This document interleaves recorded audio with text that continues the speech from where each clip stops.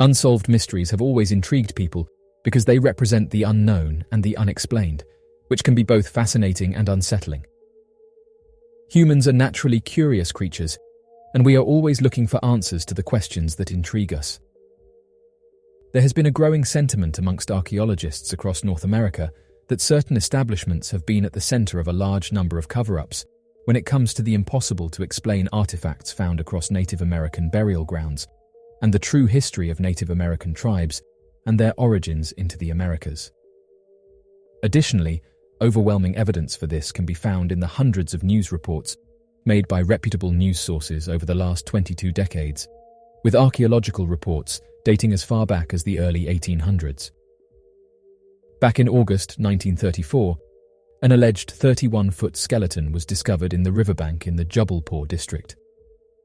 Oddly enough, instead of claiming that this was fake or belonged to a prehistoric creature, officials said that the bones were very similar to those of a human, but said they belonged to a giant ape. After this discovery was made, very little information was released about the finding, and during the same time, archaeologists in America were allegedly finding large bones that they also claimed belonged to large humans. The current whereabouts of the bones that were found in India remains a mystery, along with the 31-foot ape they said that this belonged to. Human history keeps being pushed back. Archaeologists have found it difficult to quantify exactly how much of human history has been lost, as there are many factors that can contribute to the loss of historical information. In some cases, historical records may have been intentionally destroyed or lost over time due to natural disasters, wars, or other catastrophic events. In other cases, historical records may simply have decayed or been lost due to neglect or a lack of preservation efforts. One example of significant historical loss is the Library of Alexandria, which was one of the largest and most significant libraries of the ancient world. The library is believed to have housed hundreds of thousands of scrolls and manuscripts, many of which were unique and irreplaceable. However, the library was destroyed in a series of fires, the causes of which are still debated by historians. As a result, much of the knowledge contained within the library was lost forever. Other examples of historical loss include the destruction of important cultural sites and artifacts during conflict, the decay and erosion of ancient structures and buildings over time, and the loss of cultural traditions and knowledge due to cultural assimilation or extinction. Estimates suggest that more than 99% of human history has been lost to time, with only the last few thousand years documented in written and archaeological records. The earliest known evidence of anatomically modern humans dates back around 300,000 years, but we have very little information about how those people lived or what they believed. Even for more recent periods, there are significant gaps in our knowledge. For example, we have relatively little information about the lives of ordinary people throughout much of history, as most records were produced by elites and focused on the lives of the wealthy and powerful. Additionally, many historical records have been lost or destroyed over time, either through natural disasters or deliberate efforts to suppress certain types of information. The oldest artifacts relating to humans that have been found are stone tools, which were made by hominids, ancestors of humans, as far back as 3.3 million years ago. These early stone tools were crude and simple, made by chipping and flaking rocks to create sharp edges for cutting and scraping. The first known species of the genus Homo, which includes modern humans, appeared in Africa about 2.5 million years ago, and their stone tools became more advanced over time. The oldest known Homo habilis tools date back to about 2.3 million years ago, while the more advanced Acheulean tool tradition, which involved the creation of hand axes and cleavers, emerged about 1.7 million years ago. The earliest known evidence of human language comes from the Homo heidelbergensis species, which lived in Africa and Europe between 700,000 and 200,000 years ago.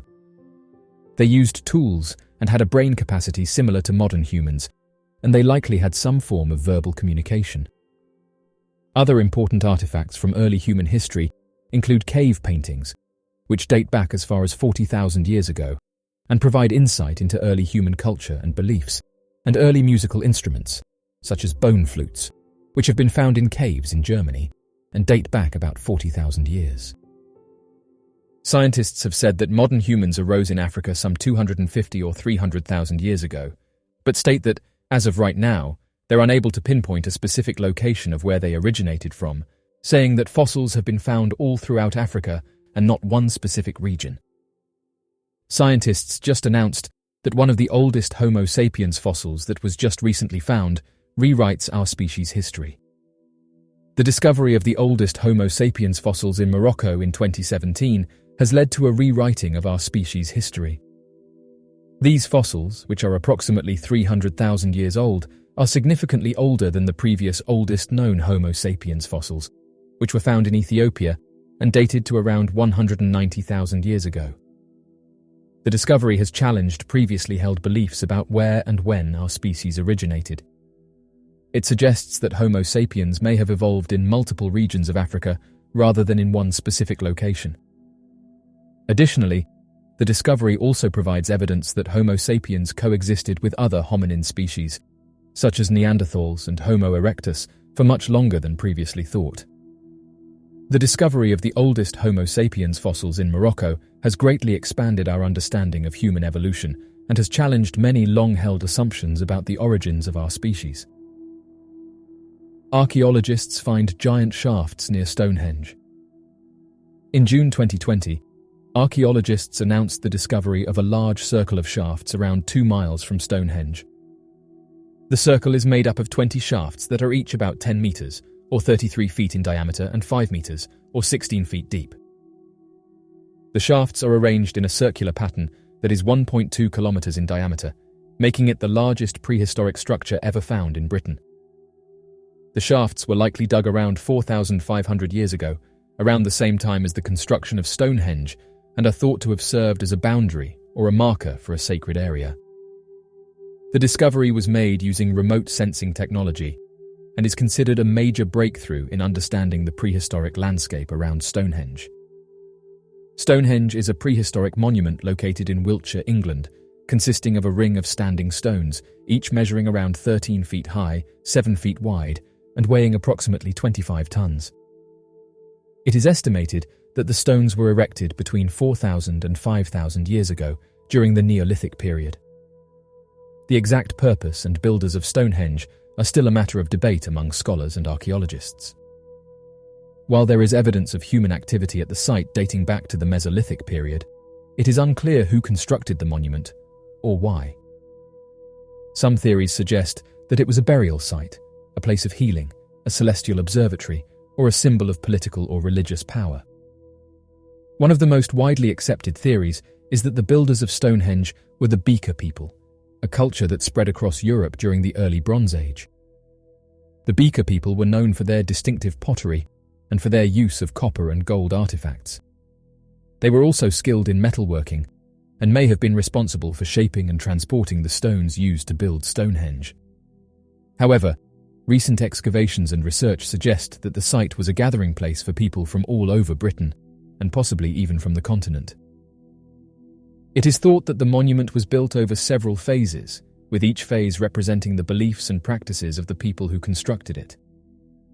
It's important to note that the site was constructed and modified over a period of more than 1,500 years, with some of the stones being brought from as far away as Wales. The exact purpose of Stonehenge remains a subject of debate among archaeologists and historians, but it is generally believed to have had some sort of astronomical or religious significance to the people who built it. The origin of the stones used to build Stonehenge has been a topic of debate among scholars and archaeologists for many years. The large standing stones or megaliths used in the construction of Stonehenge are known as sarsens, and they were transported from a location about 25 miles north of the monument in what is now known as the Marlborough Downs. The smaller blue stones, on the other hand, are believed to have come from the Preseli Hills in southwest Wales, over 150 miles away. The transportation of these large stones from their original locations to the Stonehenge site would have been a remarkable feat, especially given the technology and resources available at the time. It is still not entirely clear how the builders of Stonehenge were able to move these massive stones over such long distances, and several theories have been proposed over the years. Some experts believe that the builders used a combination of ropes, rollers, and sledges to move the stones, while others have suggested that they were transported via river networks. Why did the Anasazi civilization vanish? The Anasazi civilization, also known as the ancient Pueblo people, were an indigenous group who lived in the southwestern region of the United States, including present-day Arizona, Colorado, New Mexico, and Utah. The Anasazi are known for their elaborate cliff dwellings, intricate pottery, and advanced agricultural techniques.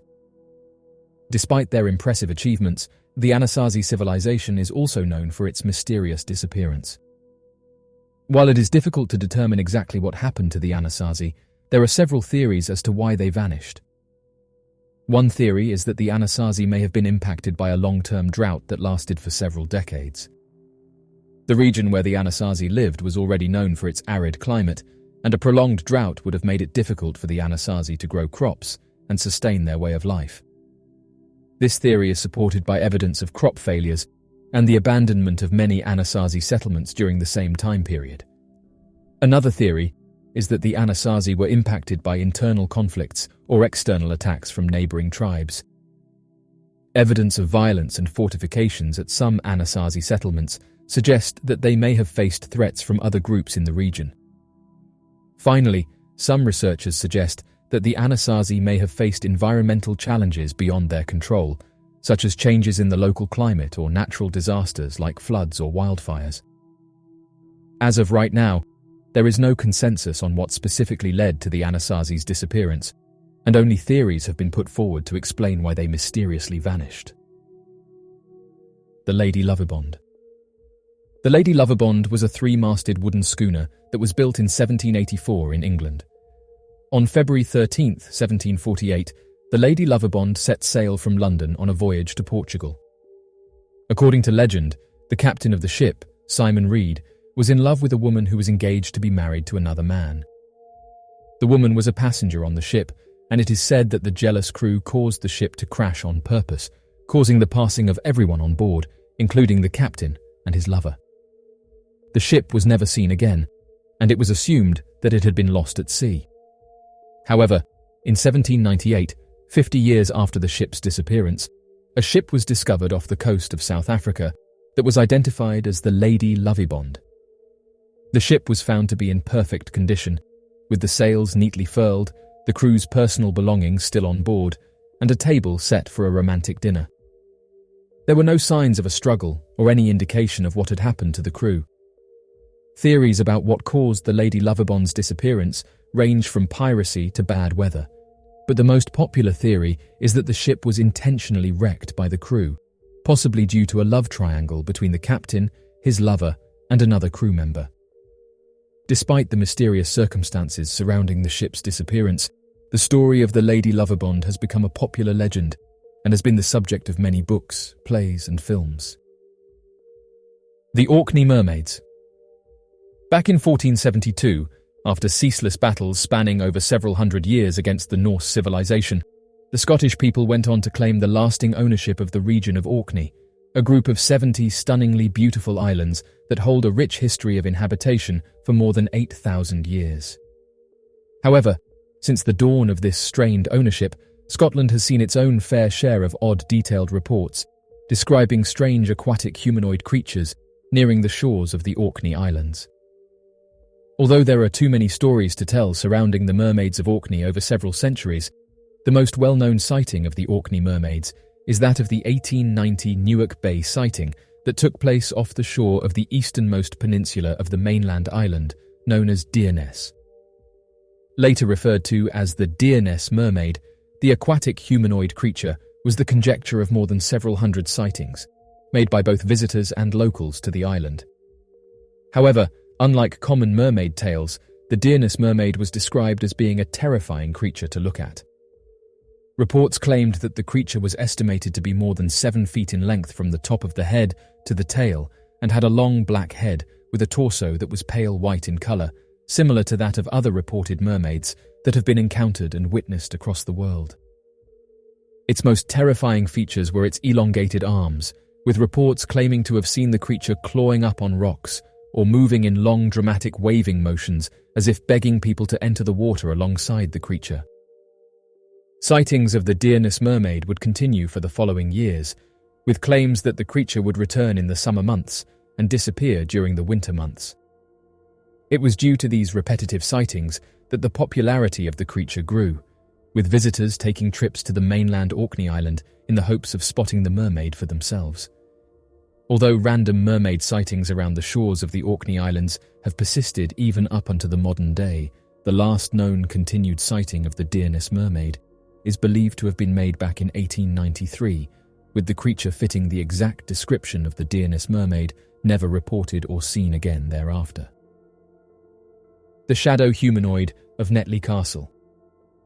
Located in the south of England is Netley Castle, and oddly enough, visitors have long reported encountering a mysterious humanoid. Those who've seen it have described it as looking like a shadow, and that sometimes while being inside the castle, they get the feeling that they're being watched. This has led to amateur researchers heading into the castle in the hopes of capturing it on film, and although misty black humanoids have been caught, those who've investigated the phenomena are still no closer to understanding what this is and why it seems to haunt the castle.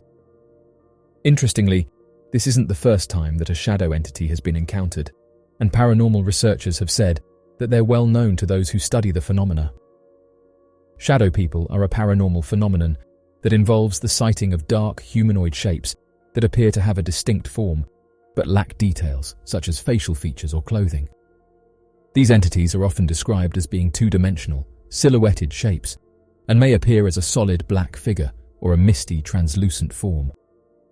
Reports of shadow people have been around for centuries and have been documented in many cultures and religions around the world. Some believe that shadow people are supernatural entities, while others suggest they may be the result of sleep paralysis or hallucinations. There are several theories as to the nature of shadow people. Some believe they are ghosts or spirits, while others think they could be interdimensional beings. In physics and mathematics, a dimension is a measure of the space that something exists in. In classical physics, there are 3 dimensions of space and 1 dimension of time, which together form the fabric of space-time. In theoretical physics, the concept of multidimension refers to the existence of more than 3 dimensions of space. This idea was first proposed by mathematician Theodore Kaluza in 1919, who suggested that there could be an additional dimension of space that was too small to be detected by our senses. The idea was later expanded upon by physicist Oscar Klein, who proposed that the extra dimension was curled up into a tiny circle or loop, similar to a piece of string that has been wound up into a tight coil. The idea of extra dimensions is a key concept in various areas of physics, including string theory and quantum mechanics. Some theories propose the existence of as many as 11 dimensions, each of which would have different properties and interact with each other in complex ways. Some paranormal investigators believe that shadow people may be the result of negative energy or psychic residue left behind by traumatic events or emotional turmoil. Reports of shadow people are often associated with feelings of unease, fear, or dread, and some individuals may experience sleep disturbances or other physical symptoms after encountering them. The strange disappearance of Lowell Lynn. During the 31st of November, back in 1957, a 23-year-old man by the name of Lowell Lynn would suddenly vanish during a short vacation with a friend. The 2 men had been visiting the slopes of Mount Rainier National Park, located in the state of Washington, to enjoy a few hours of hiking and snowboarding when they were suddenly struck by tragedy. Many aspects of Lowell's disappearance seemed more than just peculiar in nature and left many wondering if a far more devious event took place that would lead to the sudden disappearance. When re-examining the life and mysterious vanishing of Lowell Lynn in comparison to many of the other disappearances that took place on the slopes of Mount Rainier, a bizarre series of coincidences appear to become apparent. According to the official missing persons report of Lowell Lynn and close family members and friends, Lowell Lynn was considered an exceptional student, far surpassing his peers and personal family expectations. By the age of 22, Lowell had graduated from the University of Minnesota with a bachelor's degree in engineering and had already begun working for one of the top aeronautic companies in the world. After a successful interview with Boeing, Lowell would soon move to Seattle, Washington, to begin work on classified materials and advanced aircraft. During May of 1957, Lowell would leave his family and friends behind and live in the heart of the city. Unfortunately for Mr. Lin, during his childhood, he had grown quite accustomed to adventuring out in the surrounding woods and untamed wilderness of Minnesota, and the quick transition to his new city life would force him to abandon many of the activities he had once enjoyed. Fed up with many of the day-to-day stresses of his job working for Boeing, Lowell Lin would quickly make friends in the city who shared his love with the outdoors and begin making plans to visit Washington's famous Mount Rainier National Park. After only a few weeks, Lowell would buddy up with another young man around his age by the name of Harry Holcomb, with the two planning several months in advance to visit the snowy slopes of Mount Rainier during the early winter, with plans to hike up the mountain in snowshoes and then ski down the mountain's cleared and designated safe ski slopes. Due to their months of planning, the two experienced outdoorsmen would take a series of precautions, including watching weather satellite data to know when they should travel on the slope and how long they should be out there before temperatures got too cold. After buying the appropriate gear to stay warm and ensure a smooth ride down the slope, on the 31st of November, the two men would journey to Mount Rainier and spend the next few hours hiking up the mountain's slope in their high-grip snowshoes. The official report from Harry Holcomb would claim that the two men began their hike at around 7 in the morning from the Paradise Inn starting point, which was already at an elevation of about 5,500 feet. The exact plan was to utilize their high-grip snowshoes until they reached the 7,500-foot elevation point, at which time they would place the skis on their feet and journey down the mountainside back to where they had parked their car on a designated ski track. Once at the top of the mountain, the two men departed from the slope at around the same time, with Harry Holcomb later telling investigators that he knew Lowell was close to him until about the halfway point. As he was skiing, Harry claimed to have had a very strange feeling and so stopped his descent at around the 6,500-foot level near Panorama Point. Once stopped, Harry immediately noticed that Lowell was no longer around and seemed to have completely disappeared from the area. After waiting for a couple of minutes, Harry resumed his descent, believing that perhaps Lowell had already passed him without knowing and was closer to their descent point. Oddly enough, this strange feeling continued, and Harry Holcomb would later tell investigators that he had felt incredibly confused by the events that took place. Feeling nervous and disoriented, Harry would stop his descent back where the two men had begun their hike, at around the 5,500-foot elevation mark at the Paradise Inn. After waiting almost an hour for Lowell to reappear, Harry grew nervous at the quickly deteriorating weather conditions. The men were aware that over the next few days, a storm was expected to arrive in the area with high probability, and so selected a day that they knew would be clear for more than their allotted hiking time. Unfortunately, Lowell's disappearance lasted longer than either man had expected. Without hesitating any longer, Harry Holcomb contacted the local National Park Service members and alerted them that his friend Lowell Lin had mysteriously vanished while descending the peak together. At around this point, details around the investigation would become far more peculiar, when it became apparent that many of the facts surrounding Lowell Lin's disappearance seemed to become purposefully muffled. Originally, the National Park Service claimed to local news outlets that Lowell Lin had disappeared due to a sudden snowstorm in the area.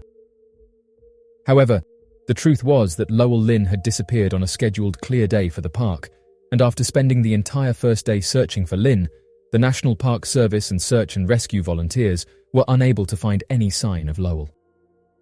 After the entire first day, a sudden blistering snowstorm would blow into the area, making the entire location unsafe for search. Regardless of the unsafe weather conditions, the National Park Service would resume searching for Lowell Lin immediately following the snowstorm, only to be impeded by unexplainable heavy fog and mist that appeared to cover the mountain's peak, making it impossible for the teams to locate any sign of Lowell. It would be roughly 2 days later, on the 2nd of December, that the National Park Service would declare conditions too dangerous for search and rescue members to continue the search, and would officially terminate Lowell Lin's search later that day. In the hopes of attaining some closure, many of the National Park Service members would scour the location once again towards the end of the winter months, when the snow in the area had completely melted. Many of the local authorities had expected to locate some sign of Lowell Lynn around this time, hoping to spot brightly coloured skis, boots, snowshoes, raincoats, or other commonly carried material. Unfortunately for investigators, not only were no materials ever recovered, but the many other disappearances that would take place later that year also appeared to leave behind no evidence of their sudden vanishing. For many of the investigators, it was as if the countless number of visitors who had become lost, trapped, or missing from the area had never been on the mountain to begin with. Another interesting matter of Lowell's disappearance would come to the forefront when investigators would remark as to the incredibly low probability of Lynn's vanishing, claiming that the two men should have had more than enough time in safe, stable weather to have made it off the mountain had either of them become lost. Additionally, Lowell's hiking experience should have allowed him to make the right calls necessary for making it back to their vehicle. Had Lynn become trapped in the snow due to the ski descent down, signs of his body would have been recovered during the melting of the area. However, nothing was discovered. Chief Ranger, Al Rose, would later remark concerns that Lowell's case could have been a matter of foul play, after remarking that the first day of his search yielded no signs of Lowell's descent from the mountain's peak. Although a snowstorm could have blown away any important details, Al Rose would also claim that during the first day, infantrymen and helicopters had traversed over the entire peak and descent slopes covering the distance travelled by the two men when skiing, and yet no evidence of ski tracks or any of Lowell's belongings were discovered. Mysterious underwater submerged cities. The oldest submerged underwater city that has been discovered to date is believed to be the ancient city of Dwarka, located off the coast of Gujarat in India. The city is believed to have been founded by Lord Krishna more than 5,000 years ago. In 2000, an underwater exploration led by the Indian National Institute of Oceanography discovered the remains of what is believed to be the city's ancient harbour, along with a number of artefacts such as pottery, beads, and sculptures. The discovery suggests that the city may have been an important centre of trade and commerce in the region. However, some researchers have questioned the age and authenticity of the underwater structures, and further studies and excavations are needed to confirm the city's true age and significance. Scientists don't know why the lost city of Heracleion was abandoned. Heracleion, also known as Thonis, was an ancient Egyptian city located near the canopic mouth of the Nile, in what is now the Abu Qir Bay on the Mediterranean coast of Egypt. The city was mentioned by several ancient writers, including Herodotus and Strabo, and was known as an important port of trade for Egypt. Heracleion was believed to have been founded around the 8th century BC and served as a gateway to Egypt for the Greeks and other foreign traders. The city was a centre of worship for the god Amun, and its grand temples and palaces were renowned throughout the ancient world. However, over time, the city began to decline, and by the 4th century AD, it had been largely abandoned. The reasons for its decline are unclear, but some historians speculate that changes in the course of the Nile and rising sea levels may have played a role. For centuries, Heracleion remained lost to history, and its exact location was a mystery. It was not until the late 20th century that underwater archaeologists began to search for the lost city, using sonar and other advanced technologies to map the seafloor. In 2000, a team of French underwater archaeologists, led by Frank Goddio, discovered the ruins of Heracleion, buried under several meters of sediment and mud on the seafloor. The discovery was a major breakthrough in the field of underwater archaeology, and the team spent the next several years excavating the site and uncovering its secrets. Among the treasures that the team discovered were the remains of grand temples and palaces, colossal statues, and countless smaller artifacts such as jewelry, coins, and pottery. These artifacts provided a wealth of information about life in ancient Egypt and the interactions between the Egyptians and the Greeks. The discovery of Heracleion has shed new light on the history of ancient Egypt and the Mediterranean world, and it remains one of the most significant archaeological finds of the modern era. The mystery of Bimini Road. Bimini Road, also known as the Bimini Wall, is a linear rock formation located off the coast of Bimini in the Bahamas. The formation consists of rectangular limestone blocks arranged in a straight line, which some people believe to be a remnant of an ancient road or wall constructed by an unknown civilization. The Bimini Road was discovered in the 1930s by a pilot named Richard J. Gross, who noticed the unusual stone formations while flying over the area. Over the years, the site has been explored by archaeologists, geologists, and other researchers, with some suggesting that the blocks may have been part of a breakwater, pier, or jetty used by ancient mariners. One of the most controversial theories about the road is that it is evidence of a lost civilization, such as the mythical city of Atlantis. However, this theory has been largely discredited by mainstream archaeologists and historians who argue that the formation is a natural geological feature known as beach rock. Despite the controversy surrounding the Bimini Road, it remains a popular site for divers and tourists who come to explore the underwater formations and speculate about their origins. Despite the vastness of the oceans, humans have made significant progress in exploring and mapping them. However, only a small percentage of the ocean has been explored and mapped in detail. The exact percentage of the ocean that has been explored is difficult to determine, as it depends on the level of detail considered. In terms of surface area, the ocean covers approximately 71% of the Earth's surface, and as of 2021, it is estimated that less than 20% of the ocean has been mapped to a level of detail useful for scientific research. This means that a large portion of the ocean remains unexplored and unmapped, and there is still much to be discovered about the mysteries of the deep sea.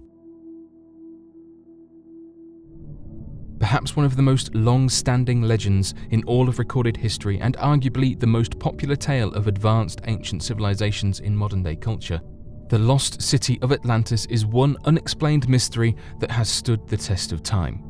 Atlantis' popularity is not limited to its philosophical roots, at least in relation to its not-so-recent adaptation as the home of the famous comic book hero, Aquaman. It is so popular, in fact, that it even has its own dedicated field of study within the realm of pseudo-history, Atlantology, accompanied by a research database known as Atlantopedia. Recorded history presents to us this story in the time of the ancient Greeks, via one of the most prolific philosophic writers, Plato. Atlantis is first introduced in his stories the Timaeus and the Critias, respectively. In Timaeus, the character Critias tells Socrates a story. In this story, the character Solon, a real-life ancestor of Plato, makes the long journey to Egypt. He engages in conversation with an Egyptian priest regarding the topic of ancient history. The priest is unimpressed with Solon's stories, so he decides to educate him with a historical tale unknown to the Greeks at that time. In a summary of this tale, an Egyptian elder tells Solon about the ideal state of Athens at a time long before the Athenians' own recorded history of themselves. He described Athens at this time as excelling in all pursuits of knowledge, living virtuously, and practicing moderation. He tells how a powerful nation called Atlantis attempted to overtake surrounding civilizations, including Egypt, but the Athenians were the ones who put a stop to them. Immediately following their defeat, cataclysmic floods and earthquakes swallowed up the continent of Atlantis, covering it with a muddy terrain, making it impossible to navigate the seas where the continent once stood. In the Critias, Plato writes an even more detailed description of Atlantis. Atlantis was founded by Poseidon, who fell in love with a human woman known as Cleito. Together they had 5 sets of twins, whom of which eventually came to develop and rule over the 10 different provinces of Atlantis. It is believed that as time passed, these rulers slowly divided up portions of this fabled land in order to create a legacy between each family. The Atlanteans grew to be an advanced civilization for its time, far ahead of all other civilizations surrounding it. They were known to be much more developed in maritime navigation, city infrastructure, militaristic pursuits, and even agriculture. The actual city of Atlantis is known to have been a main citadel in the center, surrounded by 6 concentric rings, 3 of water and 3 of land. In the dialogue, Plato described the city of Atlantis as being 50 stades from the sea, which translates to just under 6 miles. Atlantis was connected to the sea via a canal, which was 300 feet wide and 100 feet deep, and ended at a harbour near the settlement. The actual continent of Atlantis was explained by Plato as being larger than Asia and Libya combined. with the plains surrounding the city being approximately 230 miles wide and 345 miles long, and with a large range of mountains at the northern end of the continent and smaller mountains surrounding the rest of the center plains. The entire continent was described as being rich in soil, plant, and animal life, elephants included, and having reasonable temperatures for sustaining these forms of life. Throughout the dialogue, Plato does not cease to chronicle aspects of Atlantis down to the finest details. He speaks of the main palace in the center of the city, elegant bathhouses, temples, statues of gold and silver, gardens, aqueducts, cisterns for storing water, housing for both people and animals, guardhouses, and even racetracks. Bulls were worshipped and viewed as divine in the city of Atlantis, and roamed the streets freely. Plato then goes on to describe other settlements of people in the surrounding areas of the continent, but simply labels them as wealthy farmers and country folk. Plato explains the military setup by the city of Atlantis. He goes into great detail about the various roles filled by members of the ancient city and its hierarchy, all the way from king down to citizen.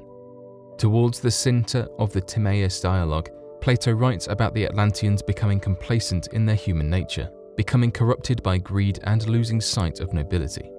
At the end of the Critias, he writes that Zeus plans retribution for these actions, and then the dialogue abruptly ends. Like the majority of Plato's literary works, many scholars view Timaeus and Critias as fictional stories meant to relay a metaphorical message, while others view it as an actual historical account of real events that took place. Solon really was an ancestor of Plato and could have actually visited Egypt and learned of Atlantis, and then passed down the story to Plato. One argument that supports the once existing Atlantis is the amount of detail Plato used when describing this ancient civilization. Why put so much effort into describing the most minute of details just to communicate a metaphor? From the measurements of the continent as a whole down to the depth and width of the canals and concentric circles in the city, Plato filled Critias with sensible details about a place that may have existed, and possibly may still exist. It is not unlikely that Plato could have taken a true story that has a rightful place in recorded history and expanded upon it with an artistic approach to better execute his metaphors. Many Atlantologists that specialize in flood history recorded by ancient Egyptians, Mesoamericans, and even some European cultures also believe that Plato was describing real historical events that took place. It is widely believed that the flood that sank Atlantis is the same flood described in the story of Noah's Ark. With that being said, flood stories can be traced back long before the Bible, and many of these stories show great similarities with only subtle differences. So this begs the question, why do so many cultures have similar stories about floods? One theory is that these floods actually took place sometime around the end of the last ice age. This correlates with Plato's description of the destruction of Atlantis, as told by the Egyptian elder 9,000 years before Solon went to Egypt in 600 BC. This is where scientifically proven geological findings come into play. It has been proven that approximately 11,600 years ago, the Earth did undergo massive rises in sea level. For this theory to make sense, Atlantis would have had to existed during the last ice age, and at the end of this era there may have been pole shift which led to multiple natural disasters. Some researchers have speculated that some survivors of this ancient maritime civilization may have reached out to surrounding civilizations like Egypt in Africa and the Incan and Aztec empires in South and Central America, and even as far as Babylonia and Sumer in Mesopotamia and even India. All of these cultures have stories of men appearing after a cataclysmic flood event. Thoth and Osiris in Egypt, Viracocha in Inca, Quetzalcoatl in the Aztec Empire, Vishnu in India, Oannes in Babylonia, and Enki in Sumer. Perhaps these Atlantean survivors traveled to these places, and being so advanced, they were accepted as gods and influenced each culture's history as such. One idea that supports this theory is the discovery of pyramids and pyramid-like structures in each of these areas. Perhaps the survivors spread their knowledge of pyramids and their alignment with the stars in hopes that future civilizations would gather the clues and solve this mystery. Another theory is that Atlantis was actually destroyed at the end of the Bronze Age. The explanation for this mix-up in historic timelines can be found in ancient Egyptian timekeeping. The Egyptians used both solar years as well as lunar years for keeping time. While solar years line up with 365 days a year, lunar years are measured in months. If the Egyptian elder who told Solon the story of Atlantis was speaking in terms of lunar years, meaning 9,000 months instead of years, this could have lined up with the end of the Bronze Age. Another real-world account recorded by the Egyptians that backs up this theory is known as the invasion of the Sea Peoples. During the Bronze Age collapse, an unknown group of people attacked Egypt and other parts of the eastern Mediterranean. They seemingly came out of nowhere from the Mediterranean Sea and invaded Egypt. A famous battle ensued, which is known as the Battle of the Delta. Egypt was, however, able to fend off the unknown attackers. Could it be that these attackers were in fact Atlanteans? At any rate, it could be true that they weren't attacking at all, but Egypt was simply defending by means of offense, and recorded the battle as if they were being invaded. With that being said, and with so much other evidence supporting that Atlantis was in fact a real place, where could it be hiding? The location of where Atlantis was and where its ruins could be is perhaps the most debated topic in Atlantology. Speculations for locations vary all over the world, including but not limited to the Canary and Azore Islands, the North and Irish Seas of the Atlantic, the Spartel Bank, and southern Morocco near Gibraltar, and even in the Cyprus Basin. There are many more, however for this video we are going to stick with 3 of not only the most popular believed to be locations for Atlantis, but also some of the most factually supported. The first possible location is what is known today as Donana National Park in southwestern Andalusia, Spain. The first supporting piece of evidence for this location is in fact its geological location. Plato wrote that Atlantis was in front of or just beyond the Pillars of Heracles, which is known today as the Rock of Gibraltar. This area is also believed by some to be the ancient civilization of Tartessos. This place is mentioned several times in the Bible, but instead labelled Tarshish, and is noted as being a very wealthy civilization, rich in minerals such as gold, copper, tin, silver, and iron. These same minerals were mentioned in Plato's dialogues when describing Atlantis. Many researchers believe that Tartessos and Atlantis could in fact be the same place, but known by different names to different cultures. More supporting evidence for this location lies in the Tartessian ruins in Cancho Roano, due north of Donana Park. It is widely accepted that after the flooding, some survivors of Tartessos, Atlantis, fled north. Ruins of Cancho Roano have been discovered that somewhat resemble a scaled-down description of Plato's city of Atlantis. At the entrance of this scaled-down Atlantis lies a carving of a warrior facing 3 concentric circles. The second possible location for the lost city of Atlantis is the modern-day island of Santorini, just north of Crete. Near the end of the Bronze Age, an event known as the Thera eruption, or Minoan eruption, took place. This was a catastrophic volcanic eruption that wiped out the majority of Santorini, as well as caused damage to surrounding islands with earthquakes and tsunamis. At this time, a Minoan settlement resided on the island, who were a dominant sea power in the eastern Mediterranean. Archaeologists have found that this settlement possessed advanced engineering knowledge, including 3 to 4-story buildings, minor earthquake-safe structures, plumbing, and sewage. The Minoans were also found to worship bulls, not unlike the Atlanteans. It seems that before the Thera eruption took place, the island may have resembled the ring-like shape as described by Plato. However, this location does erase any connection with the Pillars of Heracles, if that even is the correct location of the pillars. Perhaps those survivors of the eruption fled to surrounding civilizations, which could connect Santorini to the stories of the Sea Peoples, or being accepted as gods amongst the various cultures mentioned earlier. The third and final possible location for the continent of Atlantis is what we know today as the continent of Antarctica. The basis of this hypothesis starts with what is known as the crustal displacement theory. In short, this theory states that the Earth's crust shifts similar to the skin of a grapefruit moving around its soft interior. This theory is supplemented with other theories such as continental drift and the previously mentioned pole shift theory. Evidence supporting crustal displacement include excavated remains of woolly mammoths found in North America, Upon discovering these creatures, researchers found that the contents of their stomachs was shown to be food that would be found in warm climates, suggesting that they were frozen faster than they could escape death. Further evidence supporting Antarctica to be the location of what was known as Atlantis can be found on the map made in 1513 by 16th century cartographer Piri Reis.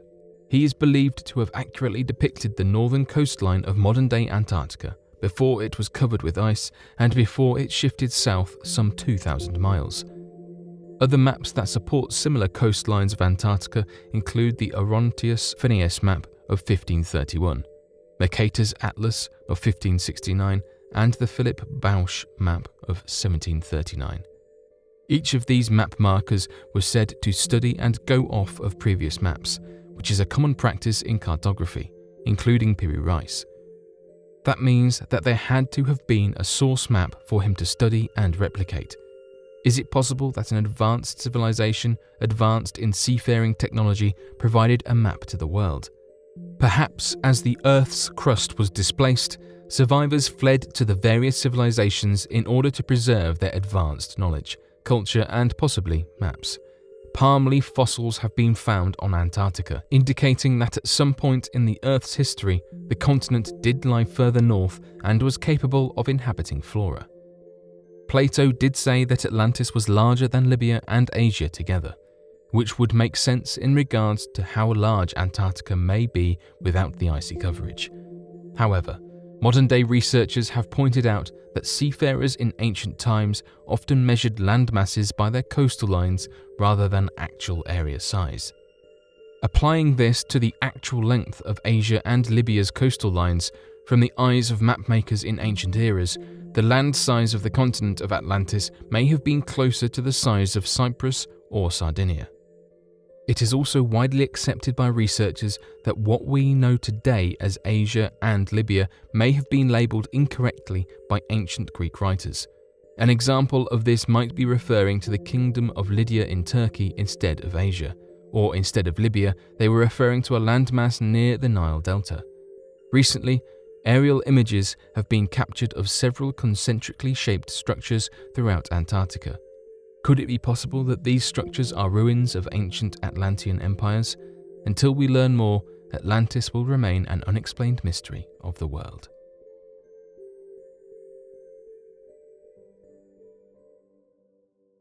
So, what do you make of these unsolved mysteries? Be sure to leave your questions and answers in the comment section below and help us to grow this community while working to solve these unexplained mysteries. Thank you for watching, and don't forget to subscribe for more videos.